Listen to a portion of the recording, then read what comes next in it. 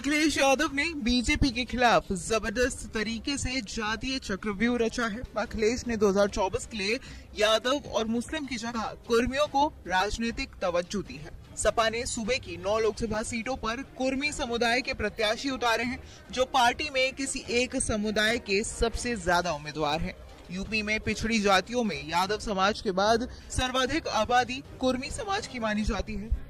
Samajwadi party की कोशिश ये भी है कि टिकट बंटवारे के माध्यम से किसी भी तरीके से धार्मिक ध्रुवीकरण का संदेश न जाने पाए।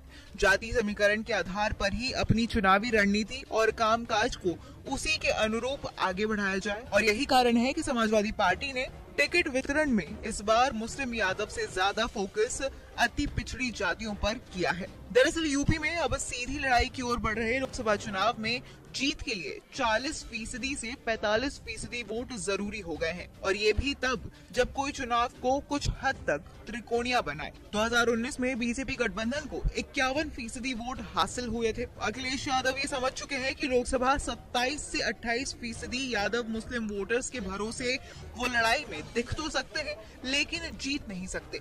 इसलिए अखिलेश ने वोट बेस के विस्तार पर फोकस किया है, और उन्होंने मुस्लिम यादव समीकरण के बजाय पीडीए यानी कि पिछड़ा, दलित और अल्पसंख्यक का फॉर्मूला अपनाया है।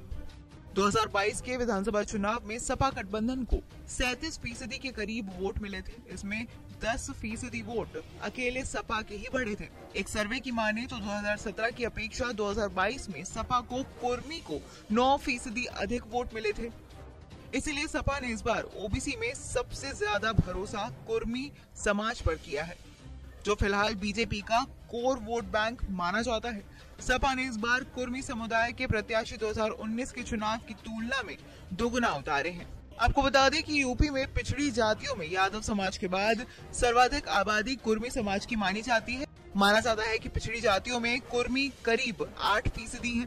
प्रदेश में लोकसभा की करीब 35 सीटों को कुर्मी मतदान प्रभावित करते हैं, जबकि सूबे की 25 से अधिक ऐसी सीटें हैं जहां से कभी न कभी कुर्मी सांसद निर्वाचित हुए हैं। मौजूदा समय में 41 कुर्मी विधायक हैं, जिसमें से 27 बीजेपी से हैं, 13 सपा और 1 कांग्रेस से है। 5 विधान परिषद सदस्य भी कुर्मी हैं।